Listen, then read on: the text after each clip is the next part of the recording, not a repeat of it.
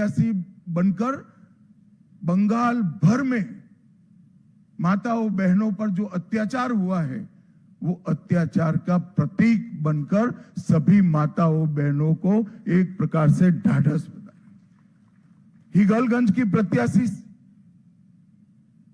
बहन रेखा पात्रा संदेश खाली के अत्याचार के सामने सत्याग्रह की प्रतीक और औसग्राम की प्रत्याशी कलिता माझी वो बंगाल के, कलिता जी के लिए ताली बजाओ जरा,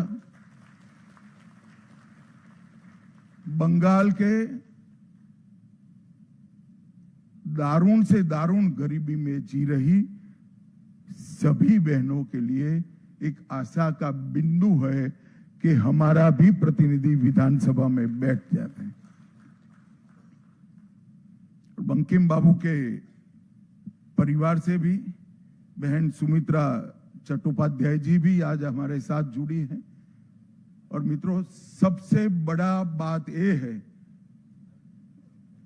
सुमित्रा चट्टोपाध्याय जी खड़े हैं यहां पर, सबसे बड़ा बात यह है कि वंदे मातरम जो सांस्कृतिक राष्ट्रवाद की बंकिम बाबू ने की हुई उद्घोषणा थी, इसके 150वें साल में ही हमें ईश्वर ने बंकिम बाबू की भूमि पर सरकार बनाने का मौका दिया है। ये बहुत बड़ी बात है मित्रों। और ये शांतिपूर्ण चुनाव आने वाले दिनों में बंगाल के लिए शुभांकर साबित होने वाला है। मैं आज इस मंच से सभी दलों को भी अपील करना चाहता हूं, आइए हम सब साथ में मिलें।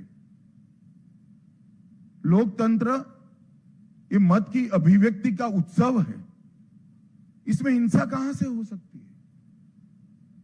देश के सभी राज्यों में हिंसा समाप्त हो चुकी है और भारतीय जनता पार्टी की विशेष जिम्मेदारी है, साथ में सभी दलों का सहयोग भी चाहिए कि ये सरकार बनने के बाद किसी भी चुनाव में घपलेबाजी और हिंसा का समाचार देश भर में पहुंचे नहीं। ये हमारी जिम्मेदारी है और इसी के लिए हमें मैंडेट मिला है।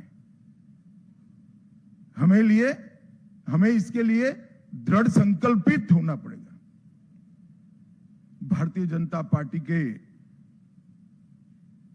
कार्यकर्ताओं की एक धैर्यपूर्ण साधना के कारण ही आज ये सिद्धि भारतीय जनता पार्टी को प्राप्त हुई है।